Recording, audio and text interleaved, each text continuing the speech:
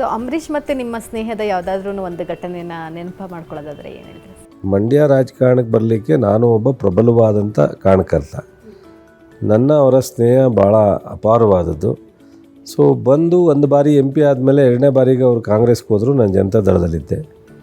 Then ಆ ಟೈಮ್ನಲ್ಲಿ ಒಂದು ಸಿಚುವೇಷನಲ್ಲಿ ಸುಮ್ಮನೆ ಕ್ಯಾಸುವಲಾಗಿ ಮಾತಾಡೋನಾಗ ಒಂದು ಸಲ ನಾನೇ ನಿಮ್ಮ ಸೋಲಿಸ್ತೀನಿ ಅಂತ ಒಂದು ಸ್ವಲ್ಪ ತಮಾಷೆಗೆ ಹೇಳಿದ್ದೆ ನಾನು. ಸೊ ಅದು ಸನ್ನಿವೇಶ ಎದುರುಗಡೆನೇ ಬಂದುಬಿಡ್ತು. ಸೊ ಅವಾಗ ಬಹುಶಃ ವಿಷ್ಣುವರ್ಧನ್ ಅವರಿಬ್ಬರು ನಂಗೆ ಭಾಳ ತುಂಬ ಆತ್ಮೀಯತೆ ಸನ್ನಿವೇಶ ಆಯಿತು. ನಾನು ಗೆದ್ದೆ, ಅವ್ರು ಸೋತರು. ಮೇಡಮ್, ಇನ್ನು ಸರ್ಗೆ ಊಟ ತಿಂಡಿ ವಿಚಾರದಲ್ಲಿ ಯಾವ್ದಾದ್ರು ಪರ್ಟಿಕ್ಯುಲರ್ ಇದ್ದಾರಾ, ಇಂಥದ್ದೇ ಬೇಕು ಅಂತೇಳಿ ಯಾವ್ದನ್ನ ತುಂಬ ಇಷ್ಟಪಟ್ಟು ಹೆಚ್ಚು ತಿಂಡಿನಲ್ಲಿ ರೊಟ್ಟಿ ಇಷ್ಟಪಡ್ತಾರೆ ಅವರು.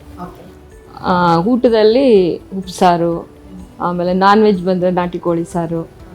ನಾವಿಬ್ಬರು ಬಿಫೋರ್ ಎಲೆಕ್ಷನ್ 1 ಇಯರಿಂದ ವೆಜಿಟೇರಿಯನ್ಗೆ ಹೋಗ್ಬಿಟ್ಟಿದ್ದೀವಿ. ಬಟ್ ನಮ್ಮ ಮನೆಯಲ್ಲಿ ನಾನ್ ವೆಜ್ ಉಪಯೋಗಿಸಿದಾಗ ಬಿರಿಯಾನಿ, ನಾಟಿ ಕೋಳಿ